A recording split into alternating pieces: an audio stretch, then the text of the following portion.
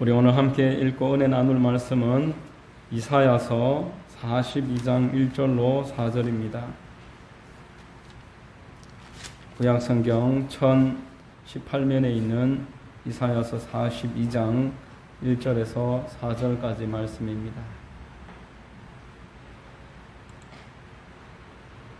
이사야 42장 1절로 4절을 봉독해 드리겠습니다. 내가 붙드는 나의 종 내 마음에 기뻐하는 자 곧 내가 택한 사람을 보라. 내가 나의 영을 그에게 주었은즉 그가 이방의 정의를 베풀리라. 그는 외치지 아니하며 목소리를 높이지 아니하며 그 소리를 거리에 들리게 하지 아니하며 상한 갈대를 꺾지 아니하며 꺼져가는 등불을 끄지 아니하고 진실로 정의를 시행할 것이며 그는 쇠하지 아니하며 낙담하지 아니하고 세상의 정의를 세우기에 이르리니 섬들이 그 교훈을 앙망하리라. 아멘.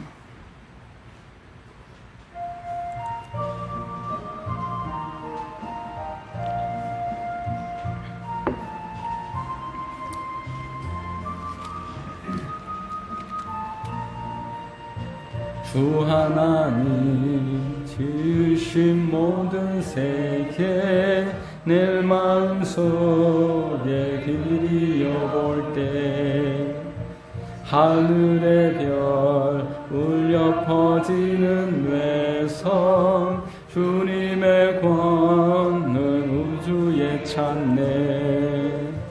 주님의 높고 위대하심을 내 영혼이 찬양하네. 주님의 높고 위대하심을 내 영혼이 찬양하네. 숲속이나 험한 산 골짜기에서 지저귀는 저 새소리들과 고요하게 흐르는 시냇물은 주님의 솜씨 노래하도다. 주님의 높고 위대하심을 내 영혼이 찬양하네. 주님의 높고 위대하심을 내 영혼이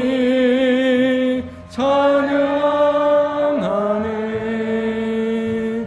주 하나님 독생자 아낌없이 우리를 위해 보내주셨네.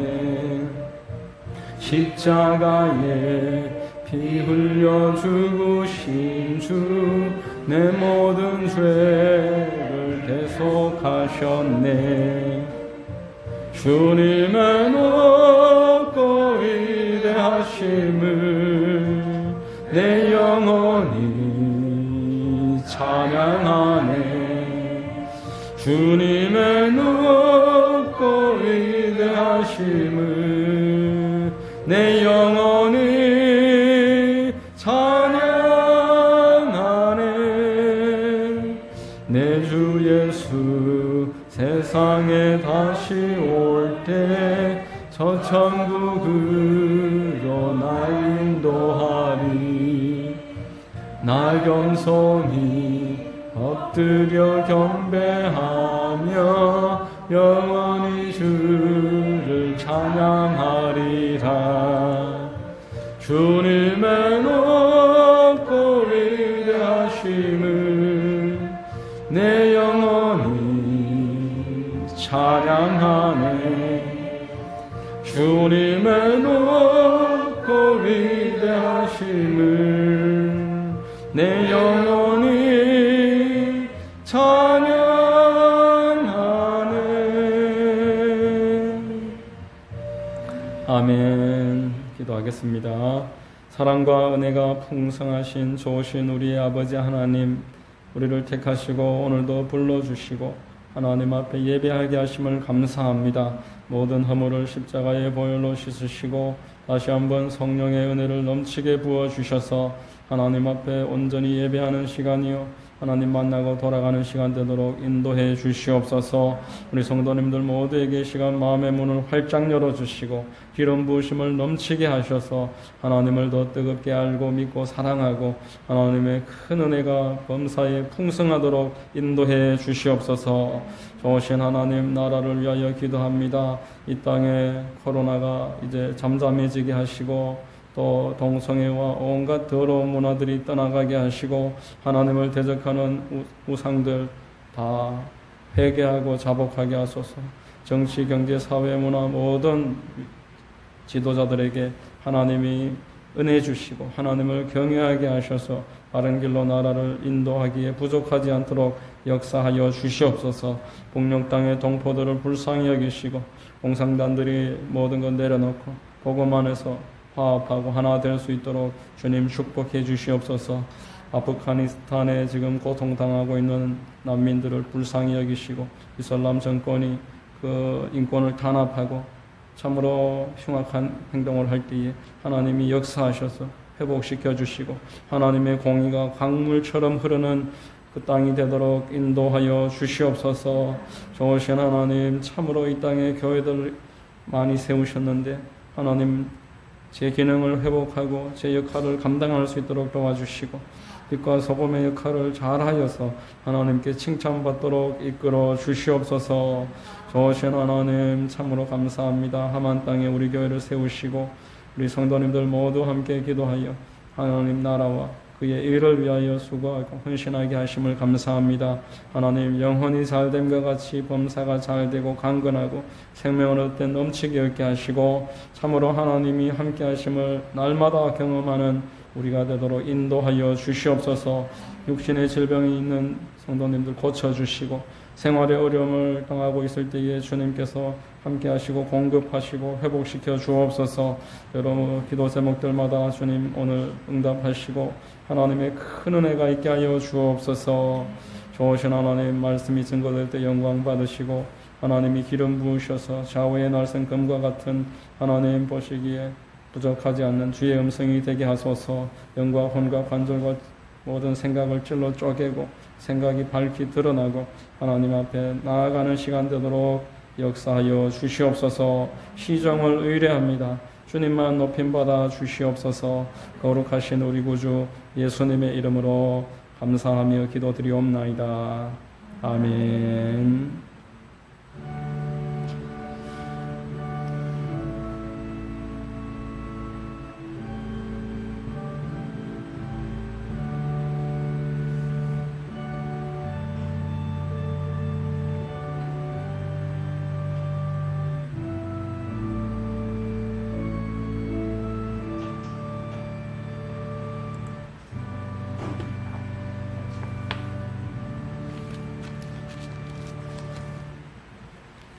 할렐루야.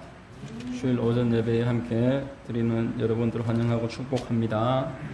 좌우의 분들과 한번 인사하겠습니다. 참 잘 오셨습니다. 참 잘 오셨습니다.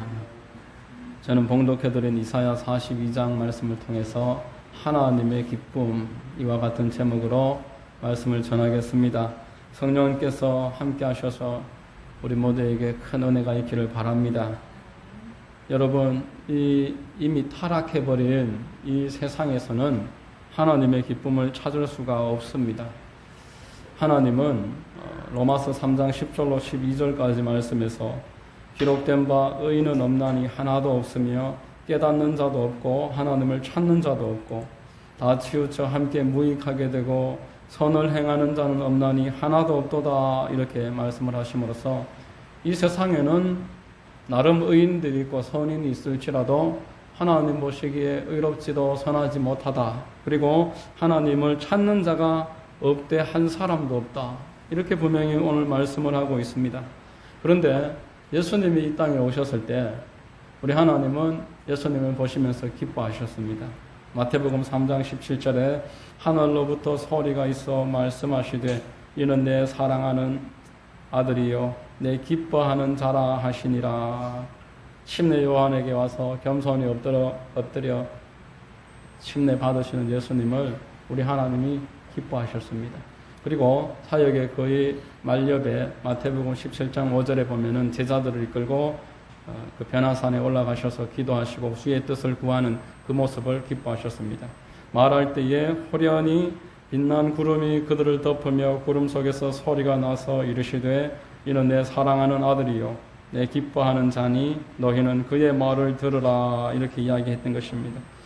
예수님은 하나님의 마음을 알고자 늘 기도했고 또 제자들도 같이 산에 데리고 올라가서 기도하려고 하시고 그날 그 자리에는 모세와 엘리야까지 같이 와서 하나님의 뜻을 나누는 귀한 자리였습니다. 하나님은 그 예수님을 기뻐하셨습니다.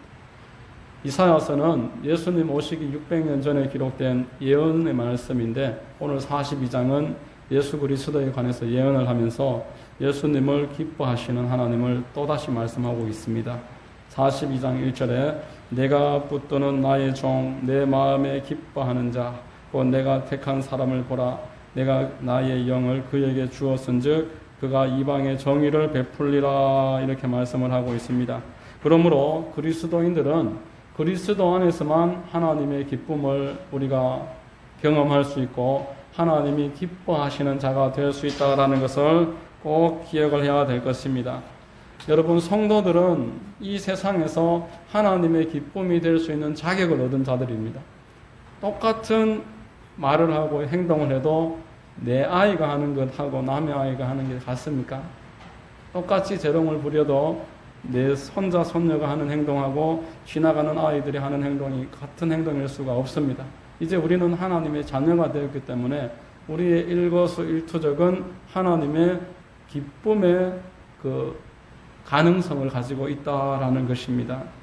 그래서 성경은 하나님의 기쁨을 성도들에게 찾으라고 말씀을 합니다. 에베소서 5장 8절 10절 말씀에 너희가 전에는 어둠이더니 이제는 주 안에서 빛이라 빛의 자녀들처럼 행하라 빛의 열매는 모든 착함과 의로움과 진실함에 있느니라 주를 기쁘시게 할 것이 무엇인가 시험하여 보라 이렇게 이야기하는 것입니다.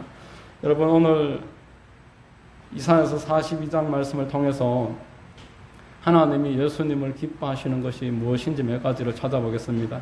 첫 번째로 예수님은 혈과 육으로 싸우지 않으셨습니다. 예수님은 늘 온유하게 양과 같은 모습으로 그렇게 하나님이 예수님을 기뻐하셨습니다. 본문 2절에 그는 외치지 아니하며 목소리를 높이지 아니하며 그 소리를 거리에 들리게 하지 아니하며 이렇게 이야기하십니다. 예수님은 온유함으로 싸우셨습니다. 그래서 온유함으로 승리를 얻으셨습니다. 성경에 예수님을 예표하고 또 온유함의 대명사라고 할 수 있는 이삭이 있는데 이삭은 온유함이 곧 승리다라는 것을 어릴 때부터 경험을 했습니다. 그 아들 야곱과 비교했을 때 온유한 자와 대적하는 자의 삶이 어떻게 차이가 나는지 이삭은 몸소 우리에게 보여주었던 것입니다. 내가 하려고 붙잡고 있으면 하나님이 역사하지 않는다. 그러나 내려놓고 하나님 온전히 의뢰하고 다 맡기면은 하나님이 맡으셔서 일이 되게 하신다라는 것을 이삭은 경험했습니다.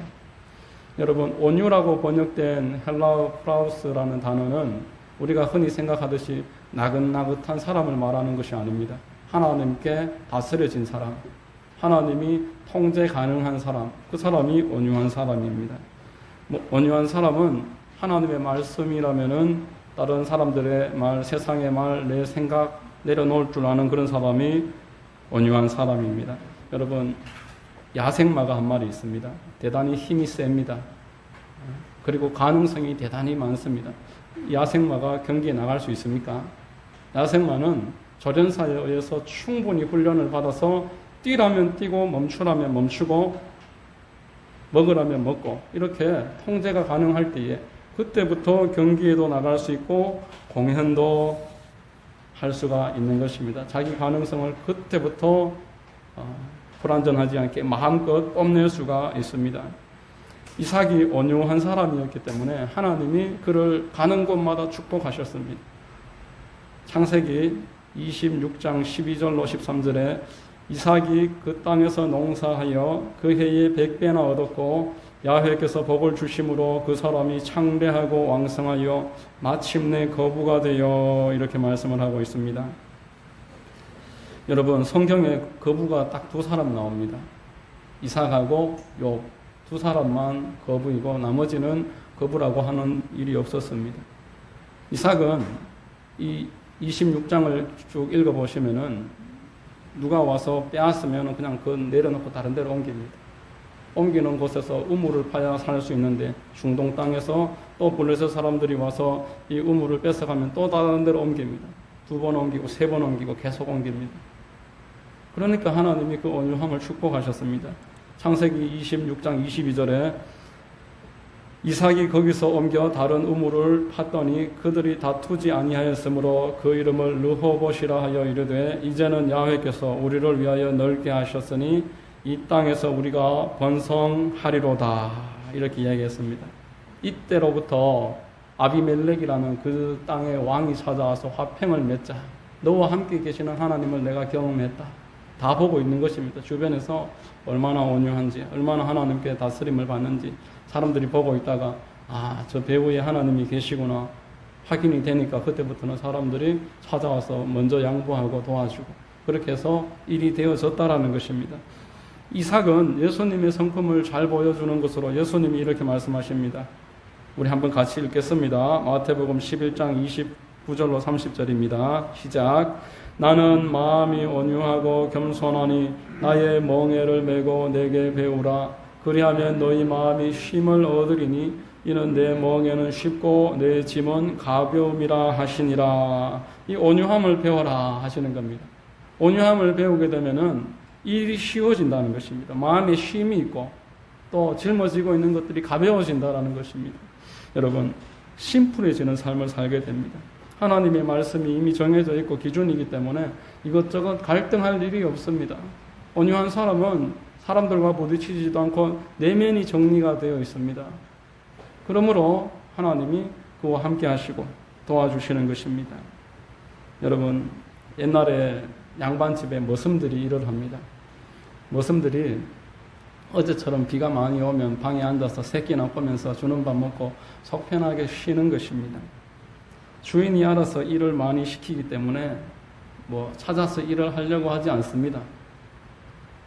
비가 언제까지 올련지 고민하면서 빨리 비가 멎어야지 일을 이렇게 할 것인데 그런 거 생각하지 않습니다. 비가 일주일을 오든지 한 달을 오든지 천하태평입니다. 종들은.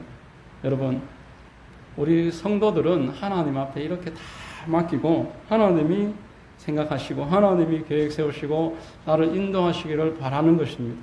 그 중에는 나는 남들이 쉴 때 나는 일해야 되겠다.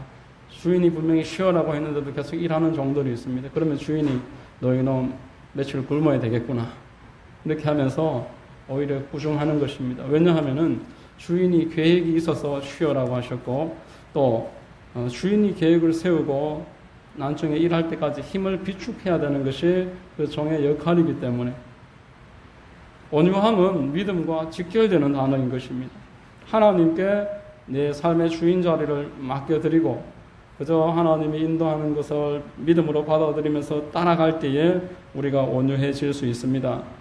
예수님이 혈과 육으로 싸우지 않으셨다 했는데 혈과 육이 바로 성령에 거스르는 것이고 온유와 거스른 것입니다. 성령의 열매가 곧 온유입니다. 갈라디아서 5장 17절에 육체의 소욕은 성령을 거스르고 성령은 육체를 거스르나니 이 둘이 서로 대적함으로 너희가 원하는 것을 하지 못하게 하리 함이라 이렇게 말씀을 했습니다. 갈라디아서 5장 16절에 내가 이르노니 너희는 성령을 따라 행하라. 그리하면 육체의 욕심을 이루지 아니하리라. 온유하게 행하라. 그리하면은 육체의 욕심을 이루지 아니하리라. 하나님께 온전히 맡기고 따라가라. 여러분, 예수님이 그렇게 하셨다라는 것이고 우리에게도 그것을 배우라고 하신 것이며 이삭을 통해서 그렇게 하는 자에 하나님이 앞길을 축복하시고 책임지신다는 것을 보여주셨습니다. 예배 드릴 때 예배 드리고 하나님 앞에 먼저 기도하고 말씀을 주야로 묵상하고 이게 곧 온유한 자의 모습입니다. 그렇게 할 때 주님이 축복하신다는 건 꼭 기억하시기를 바랍니다. 두 번째로 예수님은 긍휼히 여기는 마음이 있으셨습니다. 본문 3절에 상한 갈대를 꺾지 아니하며 꺼져가는 등불을 끄지 아니하고 진실로 정의를 시행할 것이며 이렇게 말합니다. 여러분, 갈대가 어떤 것입니까? 갈대는 바람 불면 움직이는 게 갈대입니다. 그런데 상한 갈대라고 하고 있습니다. 짐승이 짓밟아서 이미 엉클어졌습니다. 제대로 서 있지도 못하는 그런 갈대로서 아무 필요가 없습니다. 꺼져가는 등불을 말하고 있는데 활활 타오르는 불이 아니라 이제 다 타버리고 심지가 얼마 남지 않아서 거스름이 생기고 연기가 눈을 어지럽히고 사실상 있으나마나한 등불인데 이것을 끄지 않는다, 이렇게 이야기하는 것입니다. 예수님이 상한 갈대를 꺾지 아니하시고 꺼져가는 등불을 끄지 않는다, 이 말씀은 그분이 가지고 계시는 긍휼히 여기는 마음을 말합니다. 성경은 예수님의 긍휼한 마음을 우리에게 알려주고 있습니다. 목자 없는 양 같은 그 불신자들을 보면서 긍휼히 여기셨습니다. 그리고 우리에게도 동일한 긍휼함을 원하십니다. 잠언서 21장 13절에 귀를 막고 가난한 자가 부르짖는 소리를 듣지 아니하면 자기가 부르짖을 때에도 들을 자가 없으리라, 이렇게 이야기하고 있습니다. 대단히 무서운 말씀입니다. 긍휼히 여기지 않는 사람은 긍휼히 여김을 받지 못할 것이다 라고 합니다. 마태복음 5장 7절에 긍휼히 여기는 자는 복이 있나니 그들이 긍휼히 여김을 받을 것이며, 여러분, 여기에 대단히 중요한 영적 원리가 들어있습니다. 긍휼히 여길 사람이 내 주변에 있을 때 그를 긍휼히 여기면은 내가 긍휼히 여김을 받아야 될 차례가 왔을 때 하나님이 긍휼히 여겨 주시겠다, 이렇게 이야기하십니다. 여러분, 복음서를 쭉 읽어보면은 예수님은 용서를 말씀하시고 또 긍휼을 말씀하실 때 반복해서 같은 원리를 말합니다. 너희들이 용서해야 너희가 용서가 더 풍성해지고 너희들이 긍휼히 여겨야 너희들도 긍휼히 여김을 얻을 수가 있다. 너희들이 기도하는 것, 용서하는 것, 긍휼히 여기는 것은 땅에서 묻고 푸는 일이다라는 것입니다. 땅에서 묻고 푸는 일을 먼저 해야 하늘에서도 묻고 푸는 일이 되어진다라는 것으로서 여러분, 믿음의 그 씨앗을 먼저 보여달라는 것입니다. 마태복음 18장 18절 말씀에 진실로 너희에게 이르노니 무엇이든지 너희가 땅에서 매면 하늘에서도 매일 것이요 무엇이든지 땅에서 풀면 하늘에서도 풀리리라. 여러분, 마태복음 18장을 우리 계속 읽어보시면은 그 주인에게 10,000달란트 빚진 사람이 나옵니다. 10,000달란트가 얼마나 큰 돈입니까? 10,000달란트는 상상을 초월하는 것입니다. 한 달란트가 지금으로 하면 한 6억 정도 됩니다. 그 10,000달란트면은 감당할 수 없는 금액입니다. 그 주인이 그를 갚을 수 없는 처지를 알고 탕감해 줬습니다. 그런데 그가 이제 길 가는 길에 자기한테 100데나리온 빚진 사람을 만났습니다. 100데나리온도 작은 돈은 아닌데 한 1,000만 원 정도 되는 돈인데 그 돈을 갚아라고 했다가 안 갚으니까 감옥에 집어넣어 버렸습니다. 그래서 그 탕감 먼저 해줬던 주인이 그 소식을 듣고 기가 막히는 것입니다. 이런 괘씸한 녀석을 봤나? 다시 잡아들여라 해서 여러분, 그의 빚을 다 갚을 때까지 감옥에 집어넣었습니다. 32절로 4절까지 우리 같이 한번 읽어보겠습니다. 시작. 주인이 그를 불러다가 말하되 악한 종아, 네가 빌기에 내가 내 빚을 전부 탕감하여 주었거늘 내가 너를 불쌍히 여김과 같이 너도 내 동료를 불쌍히 여김이 마땅하지 아니하냐 하고 주인이 노하여 그 빚을 다 갚도록 그를 옥졸들에게 넘기니라 라고 합니다. 여러분, 10,000달란트와 100데나리온은 몇 배냐 하면은 60만 배입니다. 60만 배. 60억 원을 탕감받고 돌아가다가 많은 빚진 사람을 잡아다가 용서 안 해줬다가 도로 60억 원 다 갚도록 그렇게 그 용서가 취소돼 버린 사람에 대해서 이야기하고 있는 것입니다. 여러분, 하나님은 우리에게 긍휼히 여길 자들을 붙여주십니다. 가족 가운데도 그럴 수 있고 주변에 긍휼히 여길 자들을 붙여놓으시고 긍휼히 여기는 자를 확인하십니다. 그래서 긍휼히 여기는 자에게는 하나님이 무제한으로 공급해 주십니다. 고아의 아버지 조지 뮬러는 40년 동안 수천 명의 아이들을 먹이고 입히고 학교 보내고 그렇게 자립시켰습니다. 40년 동안입니다. 4년도 아니고 40년 동안 그렇게 하나님께만 기도해서 공급받아서 모든 일을 이뤘습니다.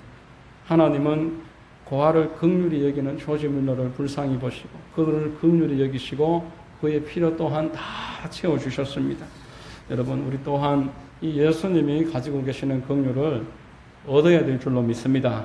그러므로 우리도 주변 사람들에게 긍휼을 작지만 실천하면 하나님 기뻐하시고 더 큰 긍휼로 갚아주실 줄로 믿으시기를 바랍니다. 세 번째, 예수께서는 낙담하시지 않으셨습니다. 본문 4절입니다. 그는 쇠하지 아니하며 낙담하지 아니하고 세상의 정의를 세우기에 이르리니 섬들이 그 교훈을 앙망하리라 이렇게 이야기하십니다. 여러분, 성도들은 온 세상이 물에 잠겨도 방주를 타고 떠오르는 사람들이 성도들입니다. 그러므로 성도들에게는 낙담이 어울리지 않는 줄로 믿습니다. 아무리 어려움이 와도 사방에 무교삼을 당해도 쌓이지 아니하고 꼬꾸라져도 다시 일어나는 사람들이 성도들인 것입니다. 그러나 우리에게는 낙담이 현실 가운데 있습니다. 왜냐하면 히브리서 2장 15절에 또 죽기를 무서워함으로 한평생 매여 종노릇하는 모든 자들을 놓아주리 하심이니 죽기를 두려워하는 것으로 대표되는 그 삶의 어려움의 여러 문제들이 우리로 하여금 올가매고 있다라고 히브리서에서 말합니다. 사도 바울은 이를 극복한 사람으로서 천국을 소망함으로 이 죽음에 대해서, 죽음을 대표하는 세상의 어려움에 대해서 완전히 초월한 모습을 보여줬습니다. 히브리서 1장 22절로 24절에 내가 그 둘 사이에 끼었으니 차라리 세상을 떠나서 그리스도와 함께 있는 것이 훨씬 더 좋은 일이라 그렇게 하고 싶으나 내가 육신으로 있는 것이 너를 위하여 더 유익하리라 이렇게 말하는 것입니다. 내가 천국 가서 하나님과 함께 거하는 것이 나에게는 훨씬 더 유익하고 좋은 일이나 복음 전파를 위해서, 이 땅의 교회를 위해서 내가 너희들과 이 땅에 계속 같이 있겠다라는 것입니다. 여러분, 낙담하는 것은 하나님을 그만큼 잊고 있는 것이고 믿음에서 후퇴하는 것입니다. 여러분, 믿음이 무엇인지 구체적으로 마가복음 11장 24절에 보면은 힌트를 줍니다. 같이 한번 읽어보겠습니다. 시작. 그러므로 내가 너희에게 말하노니 무엇이든지 기도하고 구하는 것은 받은 줄로 믿으라. 그리하면 너희에게 그대로 되리라. 아멘. 기도하고 구한 것은 받아서 누려라 이렇게 이야기하십니까? 기도하고 구한 것은 받은 줄로 믿어라 이렇게 이야기하고 있습니다. 이게 무슨 의미겠습니까? 이미 나에게 현찰이 주어졌으면 받은 줄로 믿을 필요가 없습니다. 기도했고 구했는데 받은 줄로 믿는 것은 지금 보이는 것도 없고 손에 잡히는 것도 없지만 하나님이 주신다, 기도했으면 응답하신다, 그것을 믿으라는 것입니다. 환경이 안 변했고 지금 상황은 차이가 없지만 내가 하나님께 믿고 기도했으니까 믿음으로 받아들이는 것입니다. 여러분, 믿는 사람이 낙담하는 것은 말이 되지 않습니다. 아이들이 생일만 다가와도 벌써 한 일주일 전부터 기대를 합니다. 무슨 기념일을 만난 듯이 자기 생일을 대단히 기대를 하고 선물을 약속받습니다. 그래서 이것저것 약속을 만약에 해주면은 대단히 기뻐합니다. 이미 약속을 받은 것입니다. 아직 손에 잡히는 것 없고 눈에 보이는 것 없지만 받은 줄로 믿고 이미 그것을 내가 경험한 것처럼 나에게 이루어진 것처럼 대단히 즐거워합니다. 여러분, 그것이 바로 성도가 하나님께 보여드려야 하는 믿음의 모습인 것입니다. 히브리서 11장 1절에 믿음은 바라는 것들의 실상이요 보이지 않는 것들의 증거니 이렇게 이야기합니다. 이 실상이라는 단어가 그 히브리어로는 발판이라는 뜻입니다. 받침대를 말하는 것입니다. 무언가 우리가 받으려면은 최소한 손이라도 내밀어야 되는 것이고 밥상을 차려놔야지 음식을 받을 수가 있습니다. 그 발판, 그 받침을 말하는 것입니다. 큰 짐승들이 늪에 빠져서 죽습니다. 대단히 힘이 센데도 그 늪에서 빠져나오지 못합니다. 왜냐하면 받침이 없어서 그렇습니다. 힘이 센데도 그 발 아래에 자기 힘으로서 딛고 올라올 만한 받침이 없으니까 깔아앉아 버리는 것입니다. 여러분, 믿음이 있다라는 것은 아직 올라왔다는 것이 아니라 밟고 딛고 올라올 받침이 생겼다라는 것입니다. 내가 믿음이 있다라는 것은 하나님을 기대하고 손을 내밀든지 상을 준비하든지 하나님이 주실 그 믿음의 실상, 그 준비를 이야기하는 것입니다. 여러분, 우리가 믿음이 있다고 바로 주어지는 법은 없습니다. 그 믿음의 받침이 튼튼한지 하나님이 확인을 해보시는 것입니다. 이 받침이 그것을 안전하게 지켜낼 수 있는지 그 내구성을 확인을 하신 다음에, 확인이 된 다음에 주님께서 내 믿음이 너를 구원하였도다, 내 믿음대로 될지어다, 이렇게 이야기하는 것입니다. 여러분, 우리가 낙담하는 것은 믿음을 포기하는 것입니다. 믿음을 포기하는 것은 하나님께 받을 준비를 다 내려놓아 버리는 것입니다. 낙담의 다른 표현은 자포자기입니다. 될 대로 되라 하는 것입니다. 자주 말씀드리지만 믿음은 기다리는 것입니다. 사람을 만나기 위해서도 기다려야 됩니다. 대중교통을 이용하기 위해서도 우리가 기다려야 됩니다. 기다릴 때에 그 약속이 성취되는 것입니다. 함께 약속을 했고 만일 오늘 저녁에 9시, 10시에 여기서 만나기로 했으면 여기서 기다릴 때 만날 수 있는 것입니다. 이미 약속이 되어 있지만 내가 약속을 먼저 어기면은 하나님이 주시는 약속을 나에게서 내가 스스로 밀어내버리는 것입니다. 여러분, 오늘 말씀을 맺겠습니다. 3가지를 말씀드렸습니다. 하나님이 예수님을 대단히 기뻐하셨고 예수님만 기뻐하셨는데 우리 성도들은 이제 그리스도인으로서 하나님의 기쁨의 가능성을 가진 자들로서 이 3가지 모습을 우리 또한 따라가야 되는 것입니다.